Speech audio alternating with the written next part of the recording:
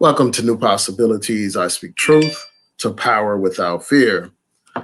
So, a couple of weeks ago, I saw a video that Michi X did where she was talking about some statements that Tariq Nasheed made about the brother Grandmaster Jay.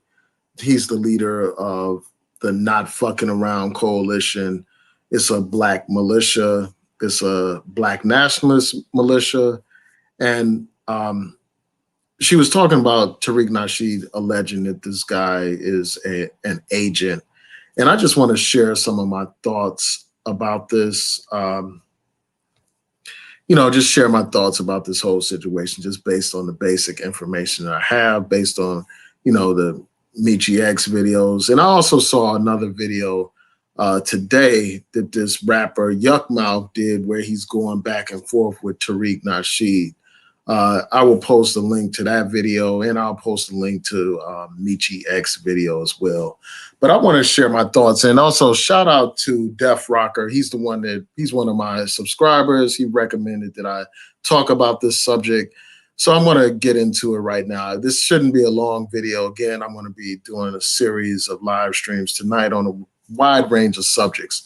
So basically, Tariq Nasheed is saying that this guy is an agent based on the information that I have. And, Tariq Nasheed says he's probably an agent for a couple of reasons.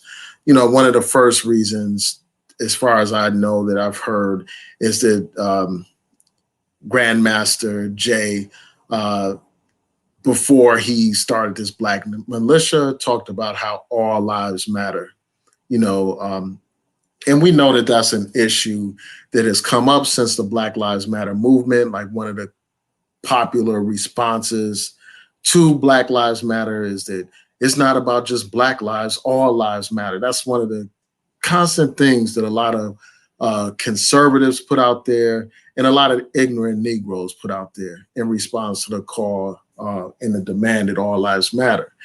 And basically, it's downplaying the significance of the movement that's going on right now. The reason why people are saying that Black lives matter is because in this society, Black lives don't matter often. Often these police get away with killing Black people with impunity. Most of the time, no charges are brought against police for killing Black people, even Black people that are unarmed, Black people that, aren't doing anything wrong in some cases, or, situations like, for instance, Eric Garner. That brother was choked to death live on camera. And all these years later, that officer has not been arrested for choking that brother to death live on camera. That's a prime example. And then you look at other examples of Black people being killed by these police and no charges being filed. You look at Michael Brown. And then you look at, for instance, the case involving Trayvon Martin, even though that didn't involve a police officer, that involved somebody who was trying to act like the police, somebody that was a wannabe cop. But even that person, it took them a long time to even charge George Zimmerman with killing Trayvon Martin. And after he was charged and tried, he got off for killing this brother. So because of things like that, where Black lives are seemed to, are not regarded well in this society, aren't valued at all, where, our lives can be taken a lot of times and there is no justice. Because of that, people are saying that Black lives matter. And obviously it doesn't mean that, other people's lives don't matter, but that's how people have interpreted it. And they basically use that to suppress the voice of Black people demanding justice for victims of police brutality. So when it came out that this guy, Grandmaster Jay, had made statements about all lives mattering, that went contrary to this image that he's putting out here now, like this militant Black image where you have Black men and women with arms, protesting against police brutality. So for that reason, that's one of the reasons why, somebody like Tariq Nasheed said that this guy is suspect, that this guy may be an agent and stuff like that. And then you also have another thing, there's some video footage of uh, Grandmaster Jay at a Trump rally.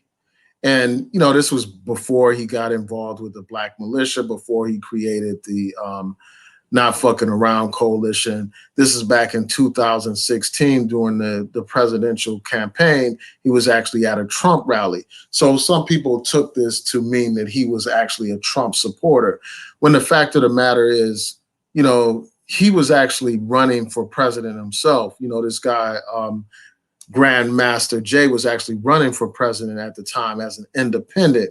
And he claims that he was there to observe Donald Trump and to observe these issues for himself, because there had been reports of protesters being beaten at these rallies and attacked by Trump supporters at these rallies. So he wanted to be there to observe it for himself, according to an interview that he did. I guess it's like a video of himself back then. So it's not something new where he's talking about it now. It was like in real time, like during that same time period, shortly after attending that rally, he did a video where he was explaining it. And I'm just going to show you the image of the video. And I may post this in I'll probably post this in the description box so people could watch this for themselves. So let me share my screen real quick. Where? Oh, I must have taken it down. Oh, sorry about that. Let me see if I can pull it back up real quick. Just bear with me a second.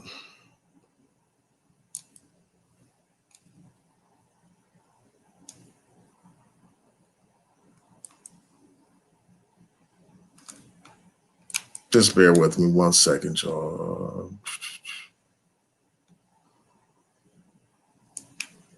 Let me just turn this down and off for a second. Just hold on.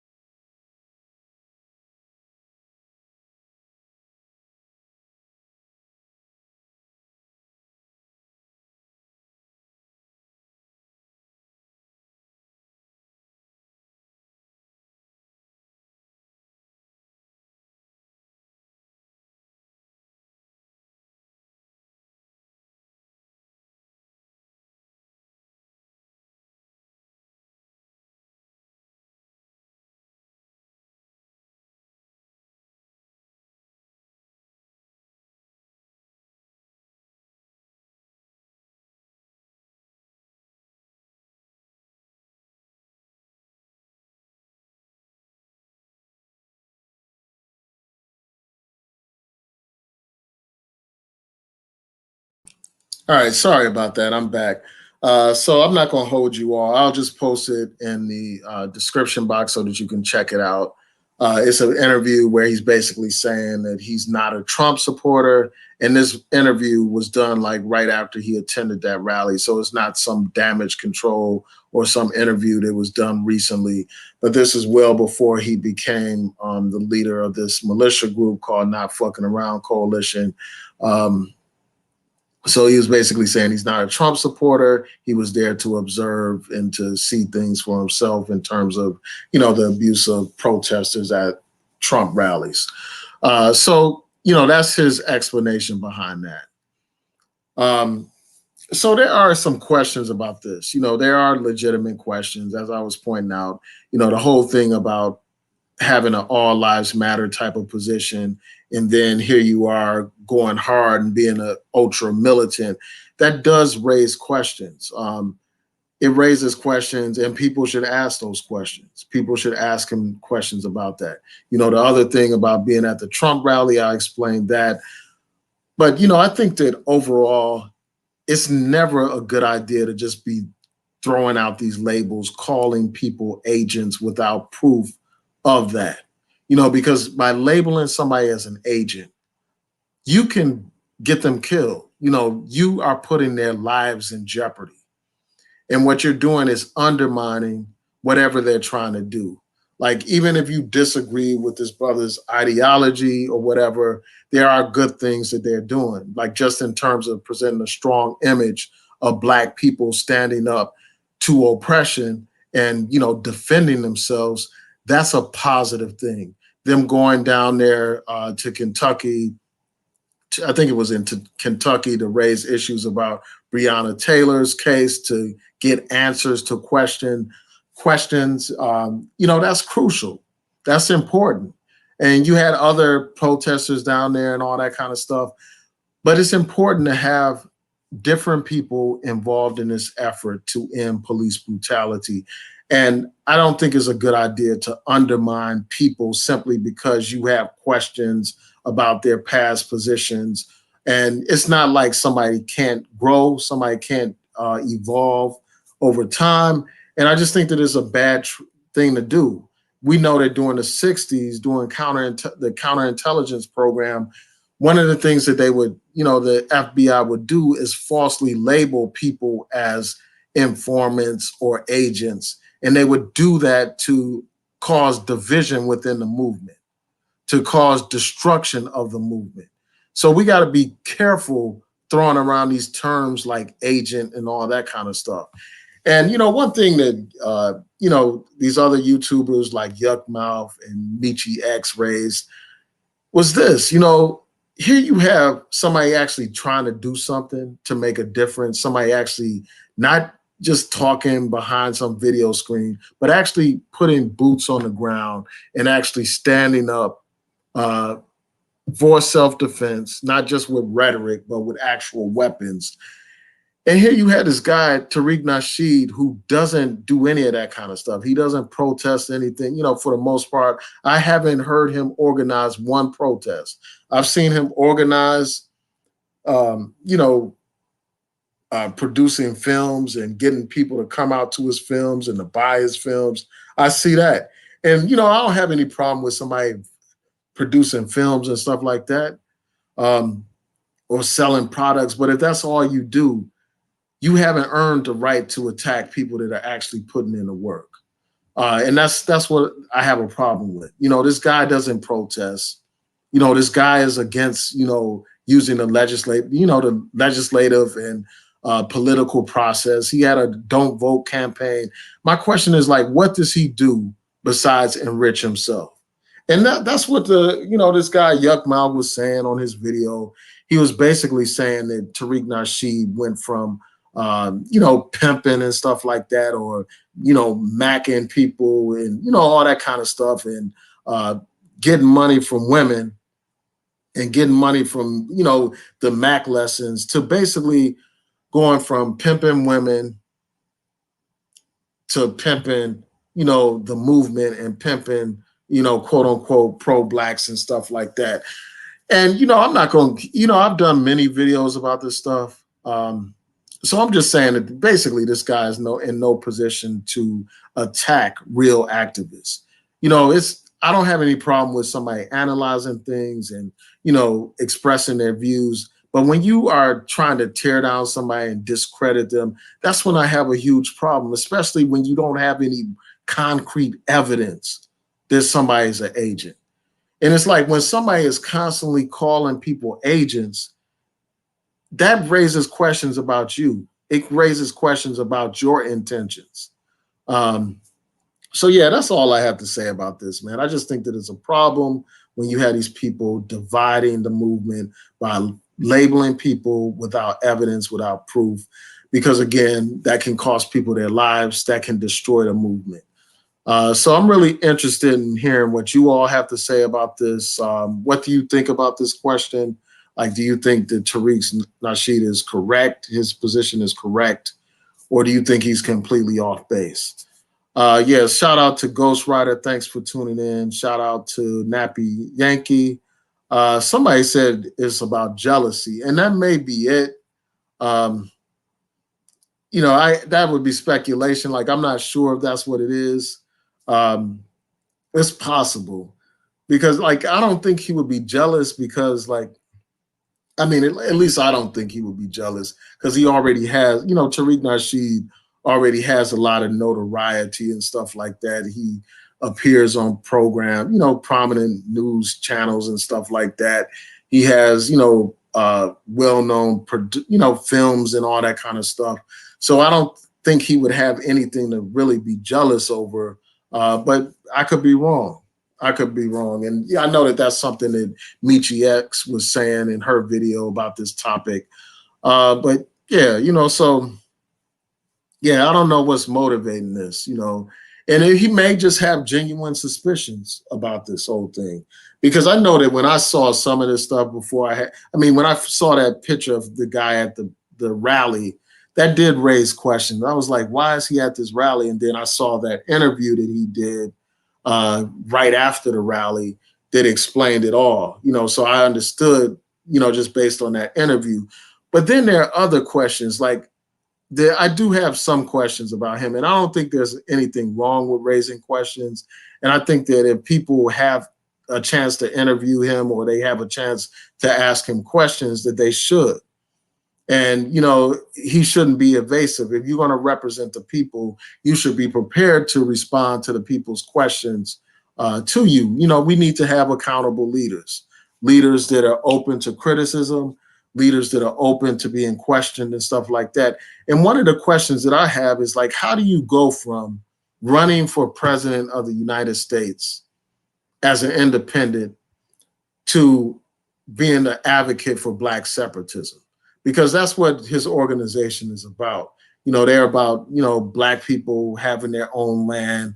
And, from what I understand, they want to have Black people live in Texas, have Texas as a Black state.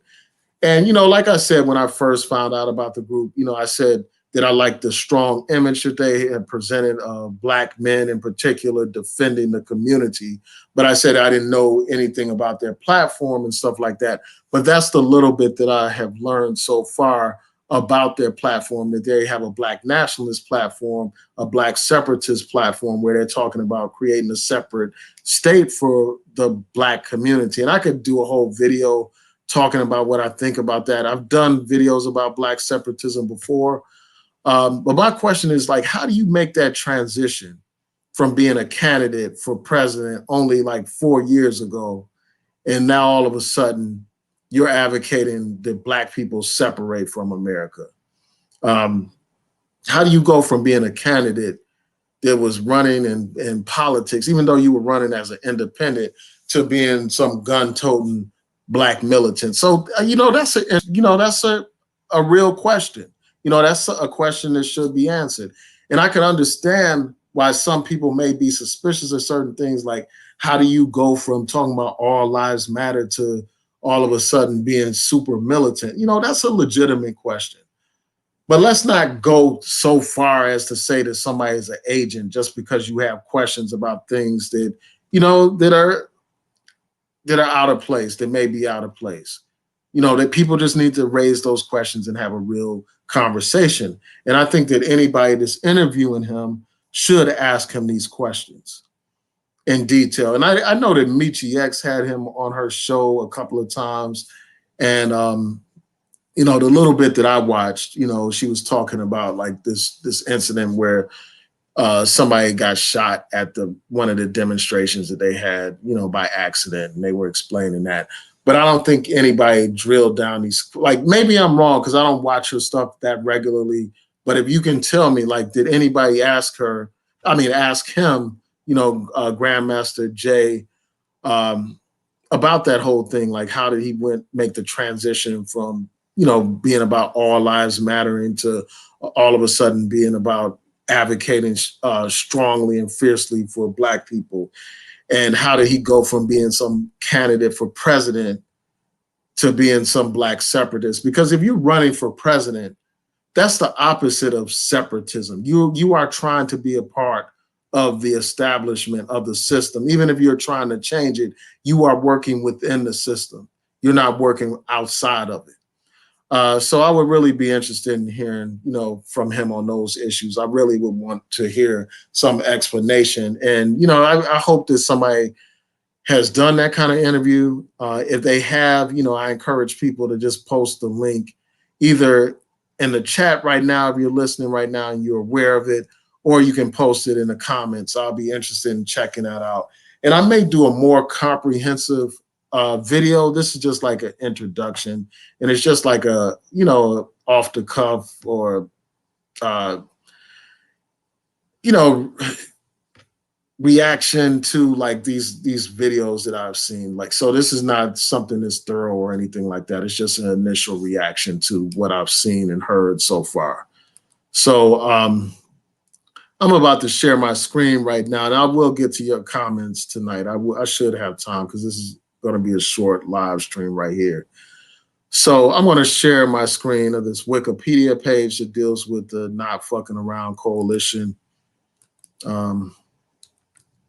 So you all can see this information too.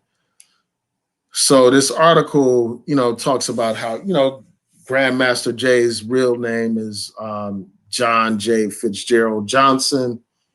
It says that he was an independent candidate for U.S. president in 2016. And that's not that long ago. Like, that's only like 4 years ago.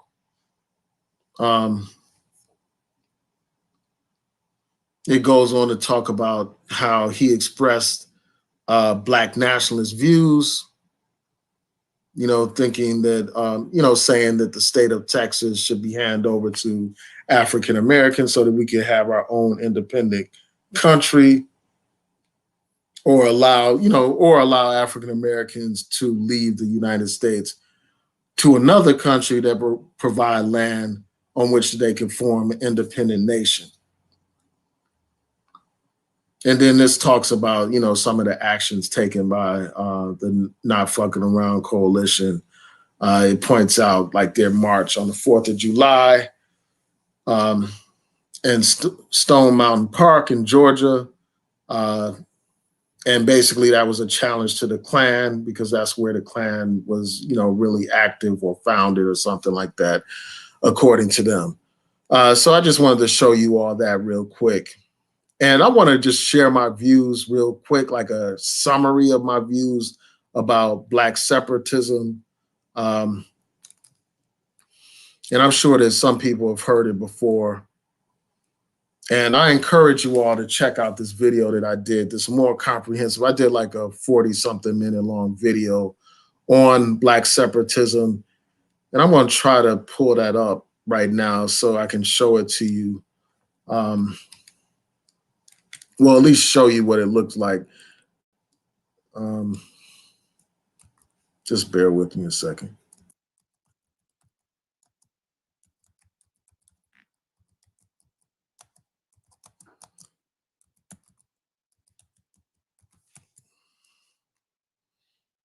Yeah, so the video, and I'm going to just show this to you real quick.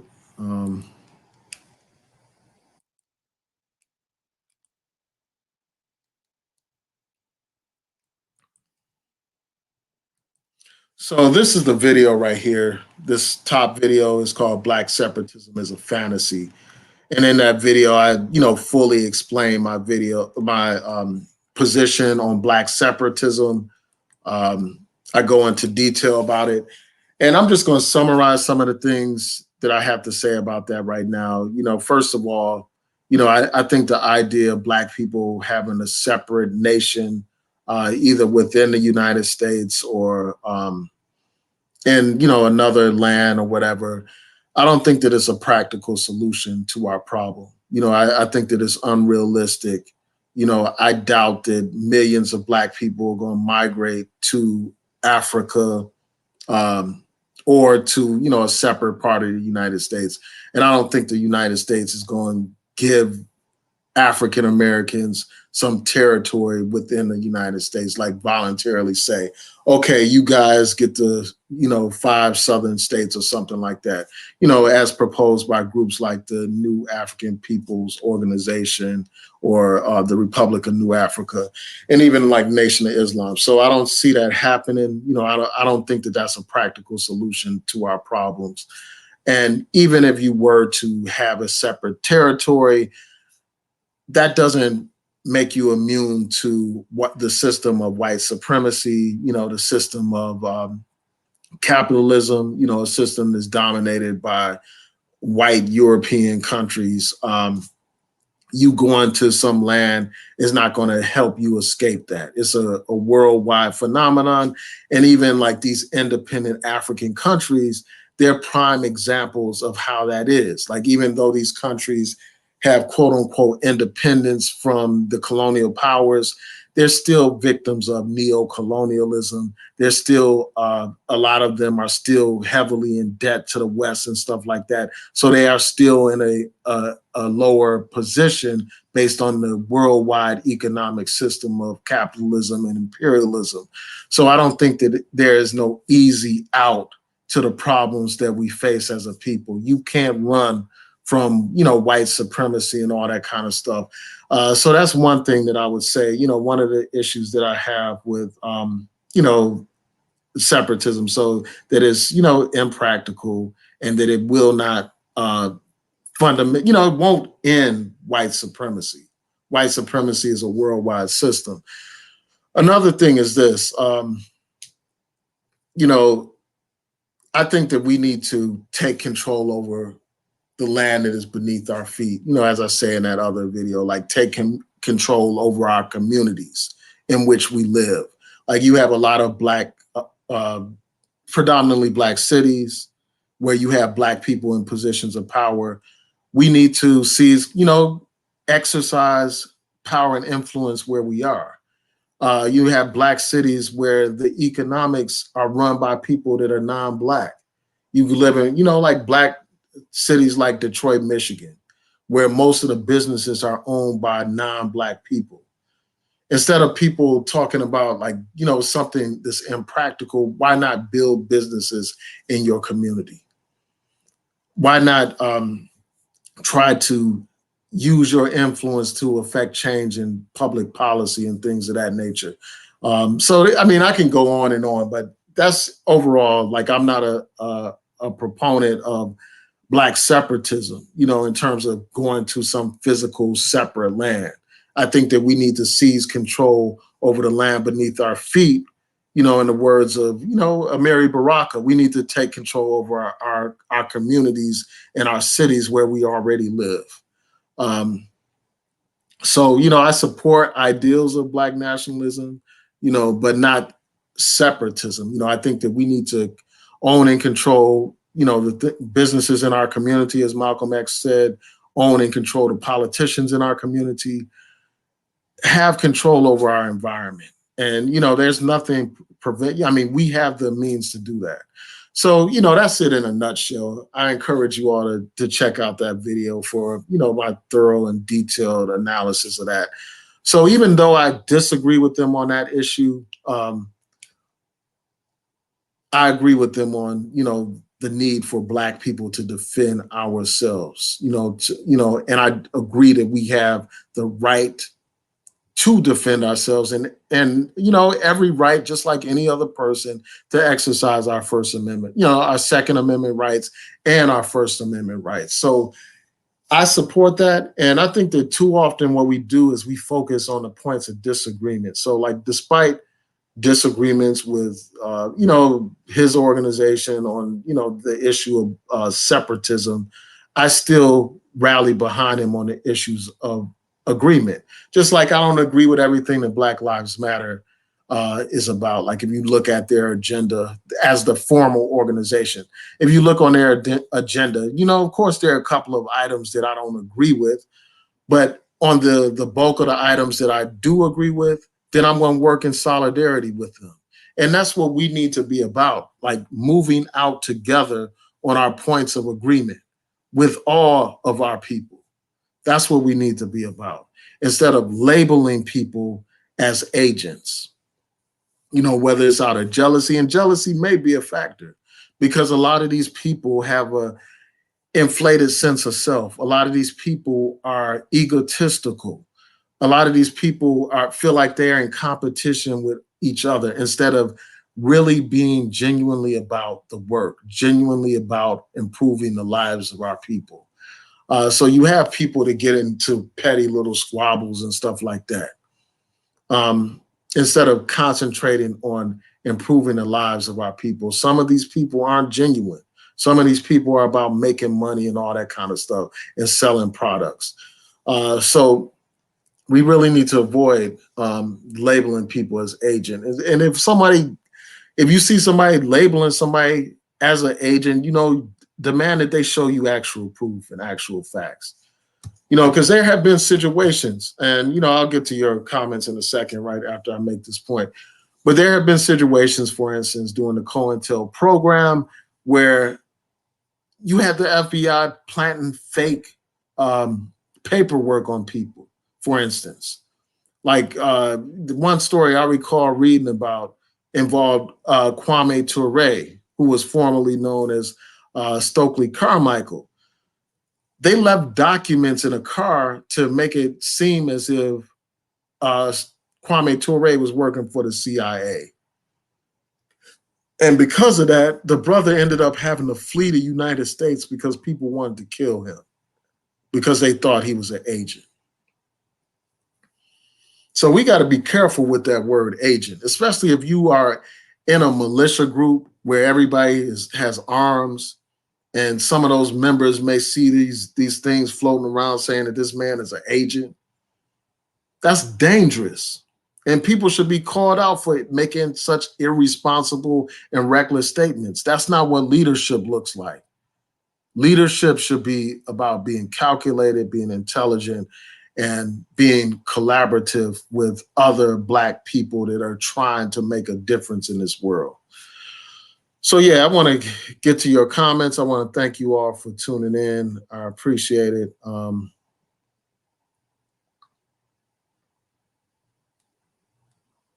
Yeah, so Def Rocker said Tariq is doing the same thing with Jay as he did with ADOS. And that's a similar point that the rapper Yuckmouth was saying in his video. And I'll post a link to that video in the description box. I mean, with the ADOS thing, basically you had Tariq Nasheed noticing that there was a trending movement online, and he wanted to tap into that market. So what he did is he embraced the rhetoric of that movement, but then what he did is he divided the movement by creating his own brand and his own label to monetize. He saw that, Yvette Carnell and them were monetizing ADOS and they were making traction with that. So he decided, well, hey, you got all these people on this ADOS bandwagon.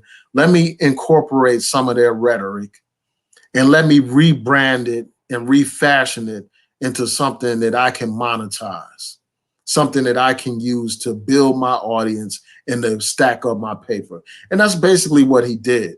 Here you had a man who, from what I recall, before this ADOS movement, had no problems with foreign-born Black people in the United States or people that were children of immigrants. He had no problem with them before.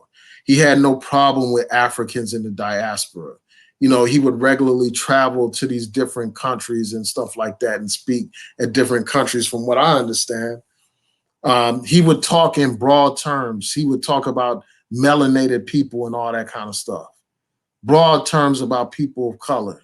But then he embraced this whole ADOS movement and adopted a lot of their xenophobia, not because he really believes in this stuff, I don't think, but because he saw that this was a trend, this was something he could hop on, this was something he could co-opt and make as his own. And that's what he did. And then after doing this, he got into beef with Yvette Carnell and all them and stuff like that. So they were going back and forth. And, here you have a community that was supposed to be about building the struggle for reparations and stuff like that, basically fighting with each other, basically divided and conquered.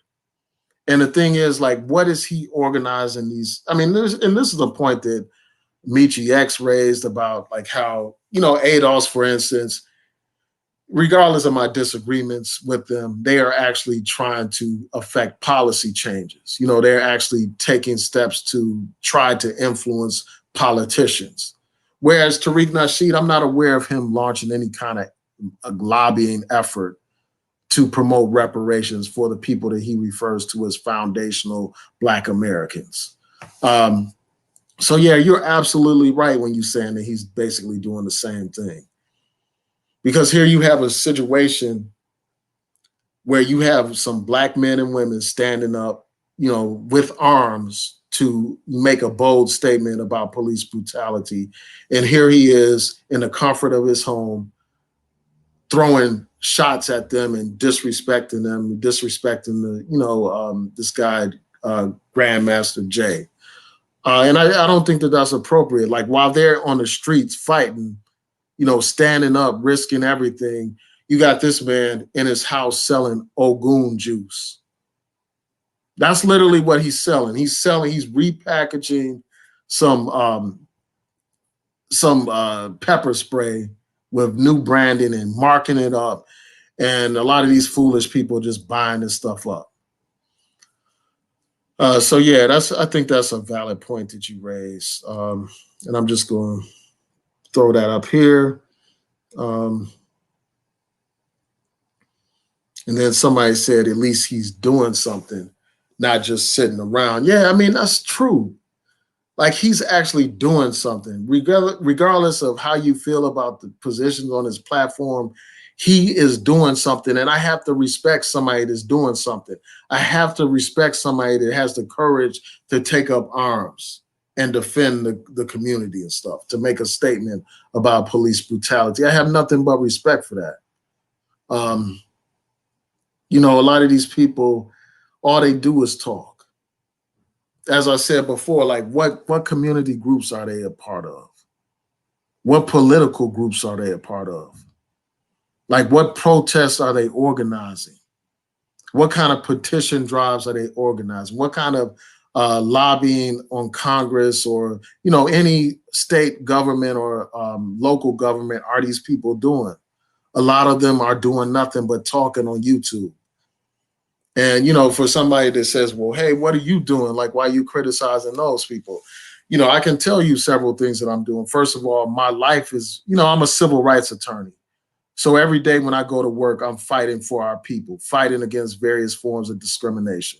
Another thing is I'm involved with neighborhood community groups. I'm actually forming with, you know, several people, a Black organization in my community to fight against racial disparities in our community. I've been about that life and that work all of my life, you know, all of my adult life, from my days way back in college as a student activist fighting against police brutality and racism back then until today. You know, advocating not only, you know, through my work, but also through writings and through you know, the advocacy that I do here on YouTube. So let's see what other people are saying.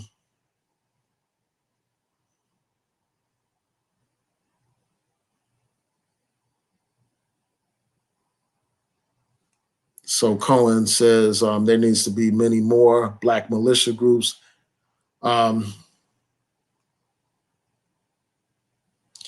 one Black militia group does not a controversy make, especially when your opponents have literally hundreds of militias. Yeah, I mean, and that's a valid point. Like, I don't think that you necessarily have to join, you know, the not fucking around coalition. And I hope that y'all don't have children around. I'm sorry, I'm just naming the name of the organization. That's what it's called. And, you know, I'm not going to use the abbreviation. I'm just going to say the name. So hopefully that doesn't create a problem. But yeah, you don't have to necessarily join that one. You can create your own, or you can be a part of other ones. You know, there are other groups like the Huey P. Newton Gun Club or something like that.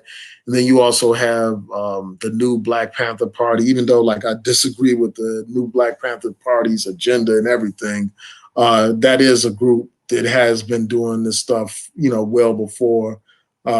not the Not Fucking Around Coalition. Um, so yeah, I do agree that there needs to be more. Yeah, so somebody was saying that Tariq Nasheed went off on Yuck Mouth.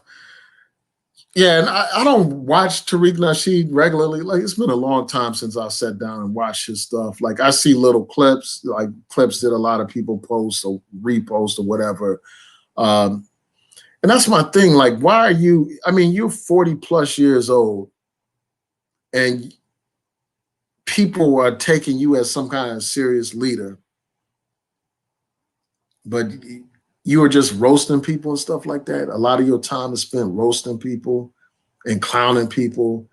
I mean, this guy would make a better comedian than he does like a quote unquote black leader, you know, a black one of these black leaders or black hustlers or whatever.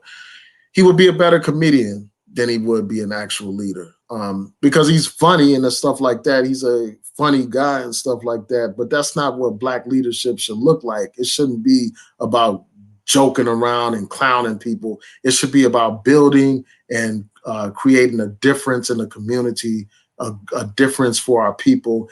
And too often, what he does, a lot of his stuff is just clowning around and joking around and, you know, all these petty little beefs with people. I mean, how can somebody turn to somebody like that for leadership? And this is a man who's repeatedly told you that he's not a leader, but yet and still all these people follow him and, you know, listen to his word as if it's gospel and stuff like that. So if he tells people don't vote, you know, you got a lot of these people that jump on that bandwagon and decide they're not going to vote. They're going to join his don't vote campaign and stuff like that. So yeah, I mean, this guy is regularly clowning people, regularly going off on people. Like he clowned, you know, Tariq. I mean, what's his name? Umar Johnson. You know, he had it, you know, going back and forth with what's his name, Tommy Sotomayor.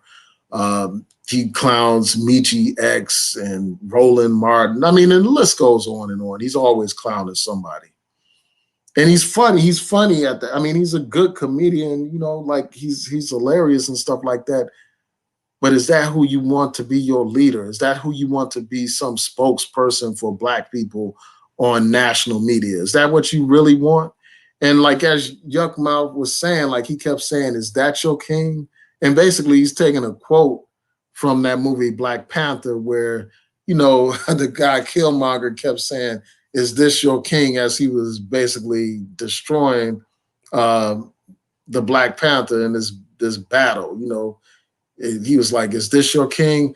And, you know, I think that's a valid point. Like, is that what you want in black leadership? Somebody that clowns people and, you know, trashes people all the time.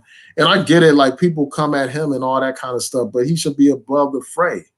And he should be focused on trying to address the issues in our community. So let's see what else people are saying.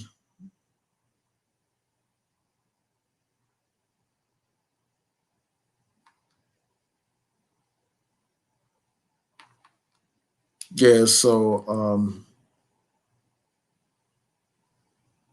this person said they won't ever give it. It has to be taken. And my question is like, how would you take it? I guess you're talking about the land.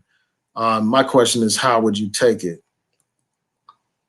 And notice goes on to say, but they are not independent. Corrupt leaders continue to allow these countries to be colonized. Yeah, I mean, that is true. You're talking about like the African countries that I was referring to. Yeah, they do allow, a lot of those leaders are bought and paid for. You know, a lot of those leaders are paid to sell out their people. Um, you know, if I don't know how many of you all have seen the film Lumumba. You know, I highly recommend that you see that. You know, Patrice Lumumba was a legitimate African leader that had a love for his people, somebody that was a revolutionary, trying to bring about revolutionary change in the Congo. And basically, the West set up some puppets to remove him from power and to assassinate him. And that's what they do with true Black leadership, powerful Black leadership. But, you know, this fake leadership is allowed to thrive and prosper. Fake leadership is propped up and celebrated and stuff like that, while real leaders are either locked up, neutralized, marginalized, or killed. So, yeah, I mean, I think that that was a valid point that you made about many African countries.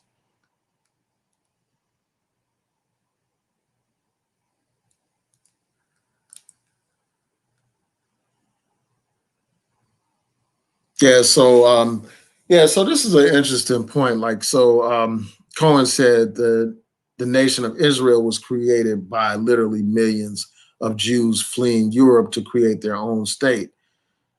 So they made the impractical very practical when their backs were against the wall. And I think that that's a legitimate point to raise.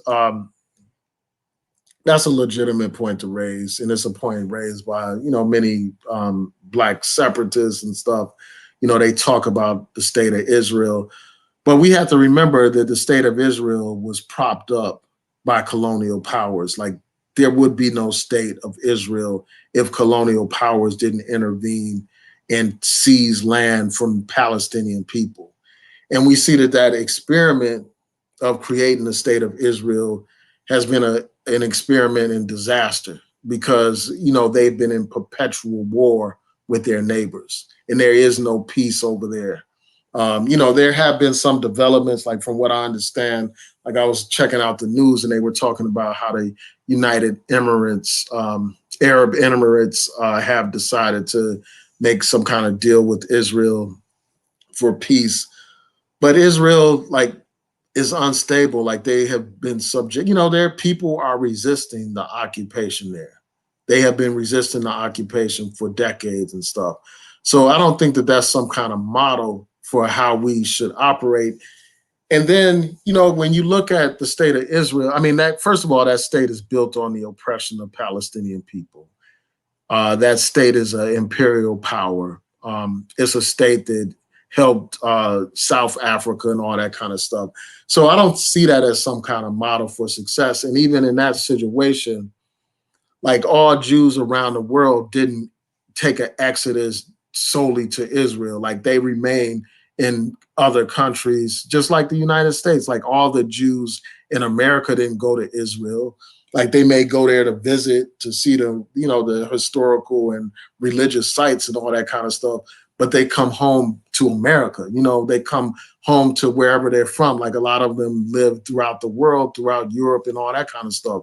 They didn't literally separate from the world. And even though they have that state of Israel, and they do have, some power and some influence, they're still subjected to anti-Semitism. They're still subjected to some forms of discrimination. So it is not a panacea for someone to create some separate nation. Um, so that's all that I have to say about that. But I think that that's an interesting point. It is a valid point. Um, at some point, many nations before they were formed, it seemed to be impractical. Even if you look at the United States of America, like this, these settlers that came here, these Europeans that came to this country, they created a separate nation. It was over a long process, and they ended up stealing the land and killing a lot of the native people here, but they were able to create a separate nation. Um, yeah, so I understand the point you're making. That's a valid point. I just don't see it happening anytime soon. I don't see. First of all, like, I don't think that a lot of Black people even want to physically leave this country. You know, and one of the reasons why is because our history is tied to this country. We, and there are some issues. I'm conflicted on this issue. A lot of our history is tied to this country. Our ancestors' blood is in the soil of this country. Black people fought in every single war in this country. For this country. I mean, like, from the War of Independence all the way to modern day wars like the war in Afghanistan and Iraq. Um, we built this country with our sweat, blood, and tears. We have more right to be in this country than many other groups of people. So, you know, the idea that we need to run somewhere, you know, to go somewhere else and stuff like that, to have human rights and to have empowerment, to me, you know, I just don't agree with that. Like, I think that we need to take control over the space that we occupy right now, like these neighborhoods that we occupy and these cities that we occupy, these Black cities that we occupy. We need to take control over them and, you know, move these cities in a better direction, like, you know, improve the quality of education that our young people have. And it's not solely on the city. Of course, cities rely on funds from the state and the federal government, so it's all interconnected. But yeah, I want to thank you all for tuning in. You know, I just wanted to share my thoughts about this. So just to summarize, you know, I just think that it's not a good idea to be labeling people as agents when you have zero proof. All that is a recipe for division and a recipe for our self-destruction. And I have more respect for people that actually put in work than I do for people that just sell products. So with that, we'll say peace and blessings. I hope that you all have a great evening. And I'm probably going to be back on here with a couple of more videos. It's Friday night, so I got a little bit of time on my hands. I don't have a job to, you know, I don't have to go somewhere to work on Saturday. You know, I'm off on Saturday, so I might as well just get it in, knock out a few videos. So peace and blessings, everyone. Have a great evening.